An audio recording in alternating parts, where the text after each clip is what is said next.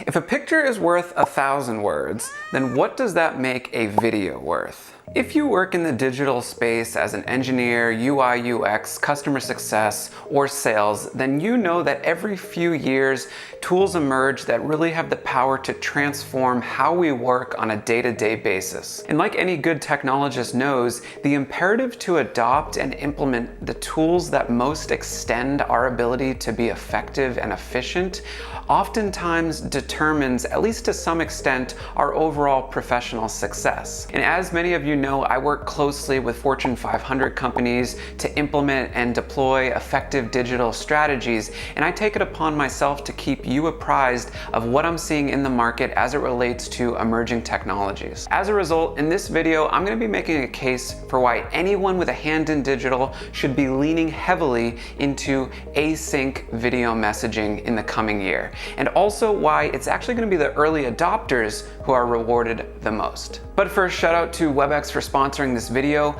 It could not have come at a better time, but more on that later. First, why is async video messaging important? I believe the benefits you stand to gain on the sales front include a lift in conversion rate on outbound sales campaigns, a novel modality for reaching prospects and leads, and further personalization in your messaging outreach. And on the UI UX engineering front, I think you can expect improved workflows for quality assurance engineers who spend time in ticketing systems like Jira, clearer, more efficient explanations of concepts and topics for UI and UX designers, as well as meeting and scheduling reduction for customer success professionals. And unfortunately, the stakes for ignoring these kind of productivity enhancement might just merely be the fact that your competitors won't be. But let's zoom out for a second.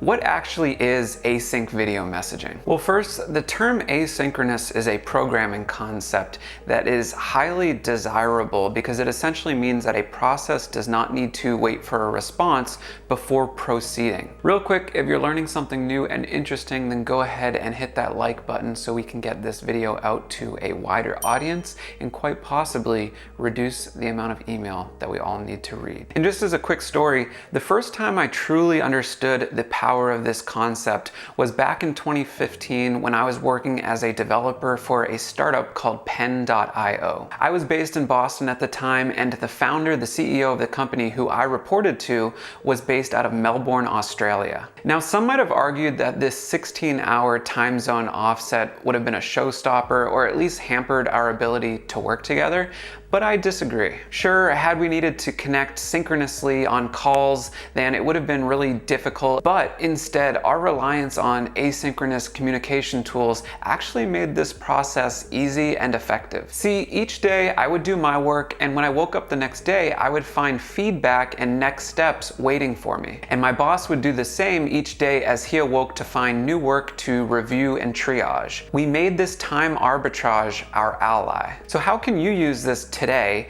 in your current workflows? I'm going to give you two prime examples, but this is by no means an exhaustive list. And the first is going to be on the sales front. I believe video messaging is a secret weapon for those sales professionals conducting regular prospecting and outreach. In fact, just last week, I made a quick vidcast describing my YouTube channel and sent it out to about a dozen different companies in a particular vertical that I was interested in partnering up with. And that very day, I found myself connected with a CEO of one of these companies discussing the terms of our future engagement. This stuff can be really easy, and the reason I think video messaging is so effective is because your prospects are getting barraged with cookie-cutter emails that all look identical. As a result, they form banner blindness to the torrent of inbound messages that they get on a daily basis. But when you change the modality from email or LinkedIn messages to a personalized video message, you immediately cut through that noise and differentiate yourself. In addition, you can show your face and convey subtleties about your personality that really entice them to want to work with you. And here's a great example of what this kind of prospecting could look like. So I was digging around and I found this LinkedIn post by Danny Peterman, who's a B2B marketer marketing professional,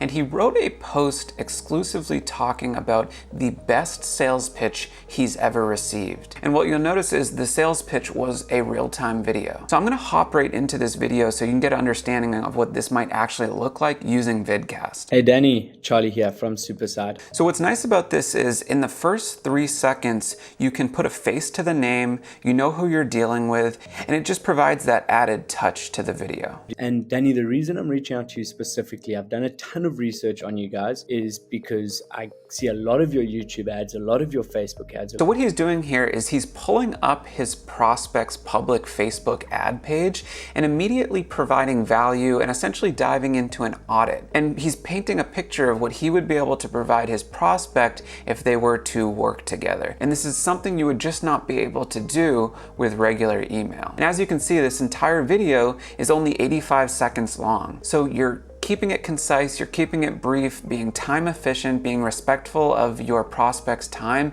and the market just really likes this. Now imagine trying to do something like this with YouTube, where you'd have to edit the screencast with the webcam, upload it, wait for it to process, set it to private. It's not very practical on other platforms. But this is quite literally what Vidcast was built for. Now on the UI UX engineering customer success front, Vidcast really shines when trying to replicate complex bugs and issues.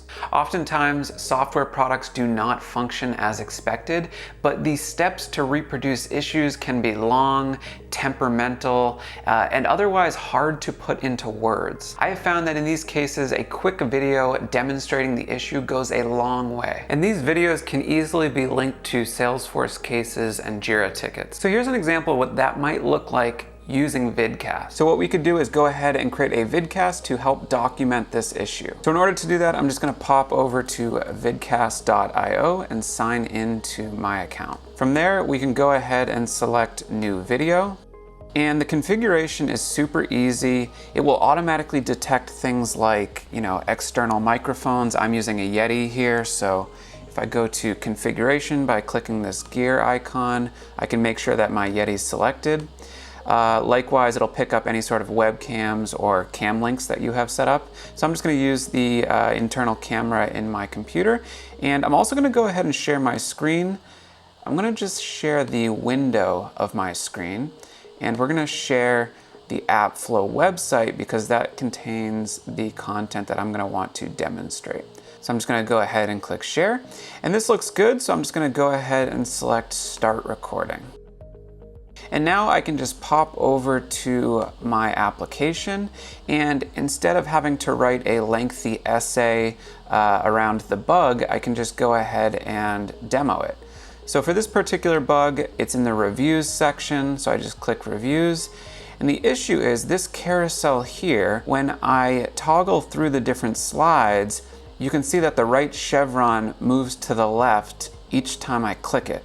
So it's kind of an odd bug and very easy to demonstrate over video.